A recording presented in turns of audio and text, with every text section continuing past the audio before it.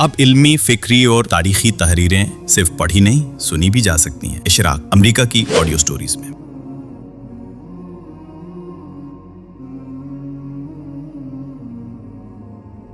رمضان کی راتوں میں حرمت عقل و مباشرت کا مسئلہ۔ سورۃ البقرہ کی آیت 187 کے تناظر میں۔ سورہ بقرہ کی آیت 187 کی روح سے یہ سمجھا گیا ہے کہ شریعت میں پہلے یہ حکم تھا کہ رمضان میں افطار کے بعد یا سونے یا عشاء کی نماز ادا کرنے کے بعد کھانا پینا اور بیویوں سے مقاربت ممنوع ہے۔ جب کچھ صحابہ سے رات میں مقاربت سے ممانعت کی پابندی نہ ہو سکی تو سورہ بقرہ کی آیت 187 سے اس پابندی کو منسوخ کر دیا گیا۔ آیت یہ ہے: احل لکم لیلۃ الصیام الرفث الی نسائکم ہن لباس لکم وانتم لباس لہن علم اللہ انکم کنتم تختانون انفسکم فتاب علیکم وعفا عنکم فالآن باشروہن وابتغوا ما کتب اللہ لکم۔ ترجمہ: تم پوچھنا چاہتے ہو تو لو ہم بتا دیتے ہیں کہ روزوں کی رات میں اپنی بیویوں کے پاس جانا تمہارے لیے جائز کیا گیا ہے۔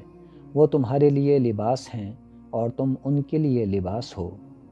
اللہ نے دیکھا کہ تم اپنے آپ سے خیانت کر رہے تھے تو اس نے تم پر عنایت فرمائی اور تم سے درگزر کیا۔ چنانچہ اب بغیر کسی تردد کے اپنی بیویوں کے پاس جاؤ اور اس کا جو نتیجہ اللہ نے تمہارے لیے لکھ رکھا ہے اسے چاہو۔ آیت کے الفاظ سے ظاہر ہے کہ رمضان کی راتوں میں مذکورہ مسئلہ اجتماعی سطح پر درپیش تھا۔ روایات سے بھی اس کی تائید ہوتی ہے۔ حضرت براء بن عازب رضی اللہ تعالی عنہ بیان کرتے ہیں: لما نزل صوم رمضان كانوا ليقربون النساء رمضان كله وكان رجال يخونون أنفسهم فأنزل الله علم الله أنكم كنتم تختانون أنفسكم فتاب عليكم وعفا عنكم۔ حوالہ: بخاری رقم 4508۔ ترجمہ: جب رمضان کے روزوں کا حکم نازل ہوا تو مسلمان پورا رمضان اپنی بیویوں کے پاس نہ جاتے۔ مرد حضرات اپنے نفسوں کے ساتھ خیانت کے مرتکب ہونے لگے۔ اس پر اللہ نے یہ آیت نازل کی: اللہ نے دیکھا کہ تم اپنے آپ سے خیانت کر رہے تھے تو اس نے تم پر عنایت فرمائی اور تم سے درگزر کیا۔ ابن کثیر لکھتے ہیں: هذه رخصة من اللہ تعالی للمسلمین ورفع لما كان عليه الامر في ابتداء الاسلام فإنه كان اذا افطر احدهم انما يحل له الاكل والشرب والجماع الى صلاة العشاء او ينام قبل ذلك فمتى نام او صلى العشاء حرم عليه الطعام والشراب والجماع الى الليلة القابلة فوجدوا من ذلك مشقة كبيرة۔ حوالہ: ابن کثیر جلد 1 صفحہ 510۔ ترجمہ: یہ اللہ تعالیٰ کی طرف سے مسلمانوں کے لیے رخصت عنایت کی گئی۔ ابتدائے اسلام میں ان پر جو پابندی تھی وہ اٹھا لی گئی۔ یہ یوں تھا کہ ان میں جب کوئی افطار کرتا تو اس کے لیے کھانا پینا اور جماع کرنا عشاء تک یا سونے سے پہلے تک کے لیے حلال ہو جاتا۔ پھر جب وہ سو جاتا یا نماز عشاء ادا کر لیتا تو اس پر کھانا پینا اور جماع کرنا اگلی رات تک کے لیے حرام ہو جاتا۔ اس میں انہیں بڑی مشقت پیش آ رہی تھی۔ اس کے برعکس امام رازی ابو مسلم اصفہانی کی رائے نقل کرتے ہیں کہ شریعت محمدی میں یہ حرمتیں ثابت نہیں، یہ نصارہ میں رائج تھیں، اور مسلمانوں کو قرآن مجید کے اس بیان سے وہم ہوا تھا کہ روزے اسی طرح فرض ہیں جیسے گزشتہ اقوام پر فرض تھے، تو وہ اپنے تمام لوازم اور پہلوؤں کے ساتھ فرض ہوئے ہوں گے۔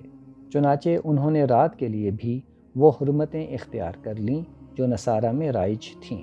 وہ لکھتے ہیں: وقال ابو مسلم الاصفہانی هذه الحرمة ما كانت ثابتة في شرعنا البتة بل كانت ثابتة في شرع النصارى والله تعالى نسخ بهذه الآية ما كان ثابتا في شرعهم۔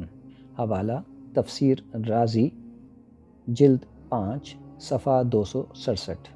ترجمہ: ابو مسلم اصفہانی کہتے ہیں کہ یہ حرمتیں ہماری شریعت میں ثابت نہیں تھیں بلکہ نصارہ کی شریعت میں موجود تھیں۔ اللہ تعالیٰ نے ان کی شریعت میں ثابت شدہ ان احکام کو اس آیت سے منسوخ کیا ہے۔ علامہ رشید رضا اپنی تفسیر المنار میں مذکورہ بالا روایات پر نقد کرتے ہوئے لکھتے ہیں فَأَنْتَ تَرَى فِي هَذِهِ الرِّوَایَاتِ اضْطِرَابًا فَفِي بَعْضِهَا أَنَّهُمْ كَانُوا يَرَوْنَ مَقَارَبَةَ النِّسَاءِ مُحَرَّمَةً فِي لَيَالِي رَمَضَانَ كَأَنْهُرِهِ عَلَى الْإِطْلَاقِ وفي الأخرى أنهم كانوا يعدونها كالأكل والشرب لا تحرم إلا بعد النوم في الليل وأقرب ما يمكن أن يخرج عليه الجمع بين الروايتين الاختلاف اجتهاد الصحابة في ذلك بحمل كل رواية على طائفة وإلا تعارضتا وسقط الاحتجاج بهما وهذا الجمع يوافق ما قاله الأستاذ الإمام فتعين أن اجتهادهم لم يكن حكما قرآنيا فيقال إنه نسخ بالآية وإنما هو اجتهاد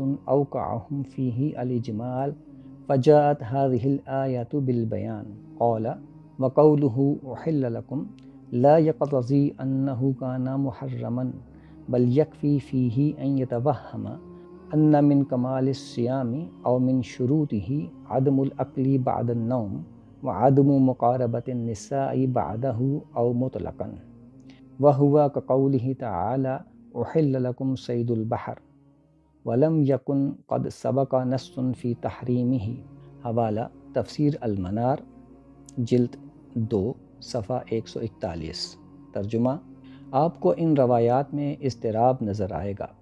کچھ میں تو یہ ہے کہ صحابہ رمضان کی راتوں میں اپنی بیویوں سے مقاربت کو مطلقاً اسی طرح حرام سمجھتے تھے جیسے کہ دن میں، جبکہ دوسری روایات میں ہے کہ رات سونے کے بعد وہ اسے کھانے پینے کی طرح ہی حرام تصور کرتے تھے۔ ان دونوں روایتوں کو جمع کرنا اسی طرح ممکن ہے کہ یہ سمجھا جائے کہ ہر روایت صحابہ کے مختلف گروہوں کے اختلاف اجتہاد کا نتیجہ تھی۔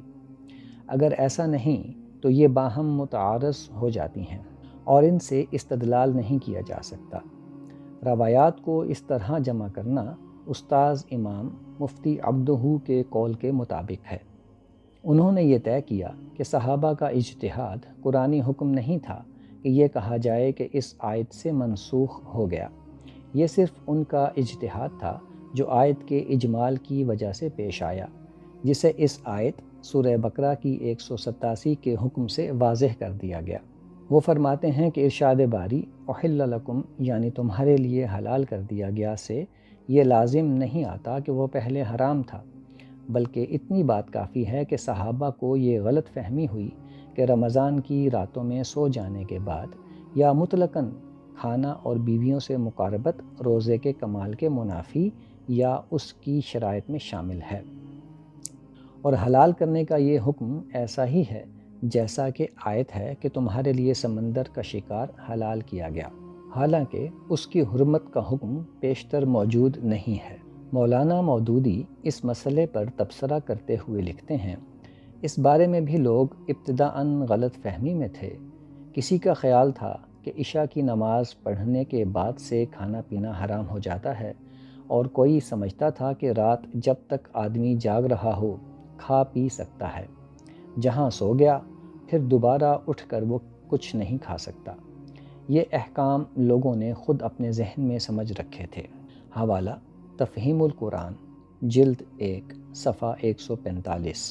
مولانا امین احسن اصلاحی بھی اسی رائے کا اظہار کرتے ہیں۔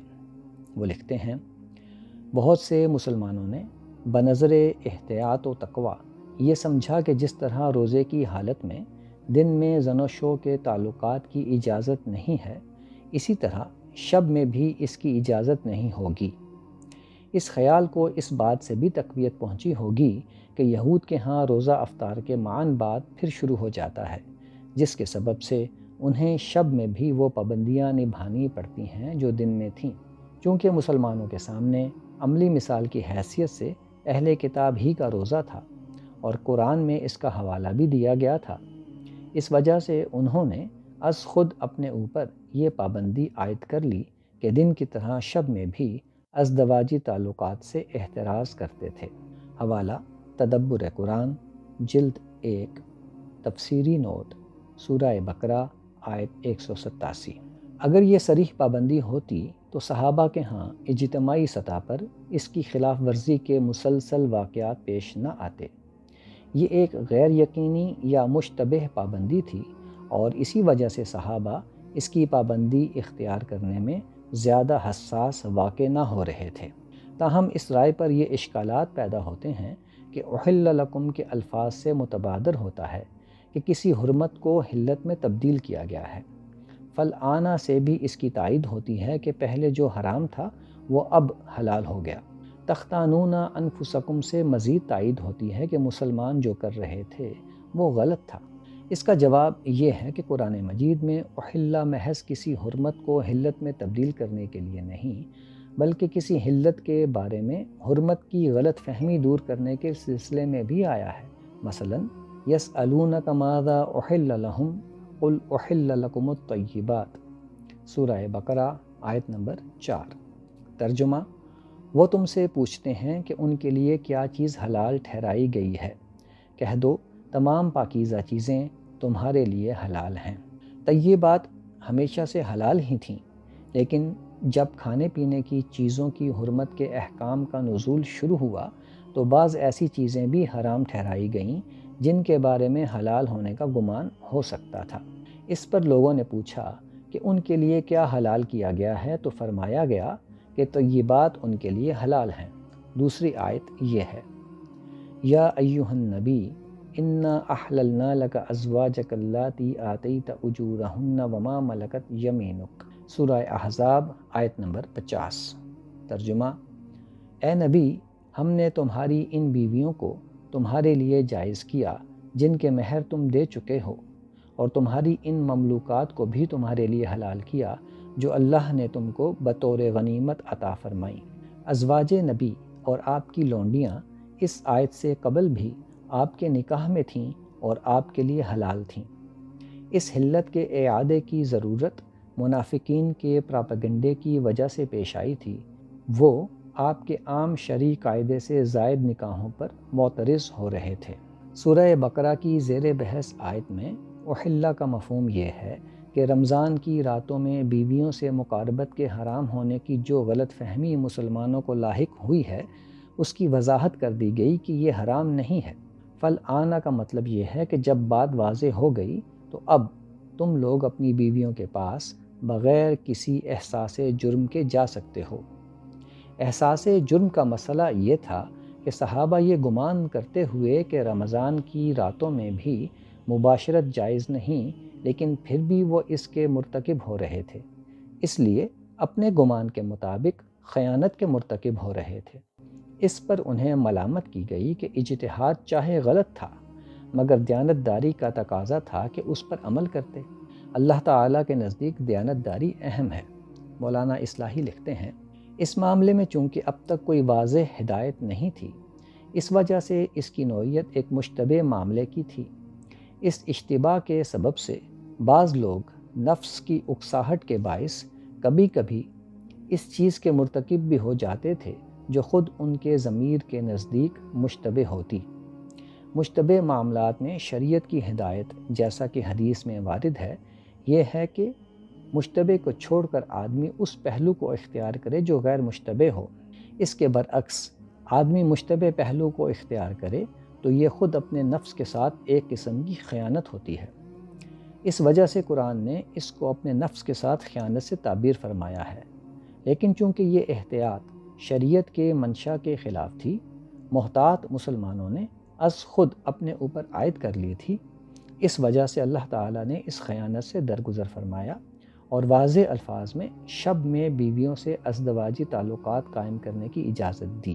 حوالہ تدبر قرآن جلد 1 تفسیری نوٹ سورہ بقرہ آیت نمبر 187۔ خلاصہ: عہد رسالت میں صحابہ کے ہاں رمضان کی راتوں میں بعد از افطار بھی روزے کی پابندیاں برقرار رکھنے کا عمل پایا جاتا تھا، لیکن اس کی بنیاد کوئی منصوص حکم نہیں تھا جیسا کہ تفسیری روایات سے متبادر ہوتا ہے، بلکہ یہ رواج غالباً اہل کتاب سے در آیا تھا، کیونکہ روزے رکھنے کے حکم میں گزشتہ اقوام میں ان کا حوالہ دیا گیا تھا۔ رات میں جب بیویوں سے مقاربت کی اس مشتبہ ممانعت کی پابندی نہ ہو سکی تو مسلم کمیونٹی میں سوال پیدا ہونا شروع ہوئے، جس پر اللہ تعالی نے سورہ بقرہ کی آیت 187 میں وضاحت کر دی کہ ان پر یہ پابندی عائد نہیں ہے۔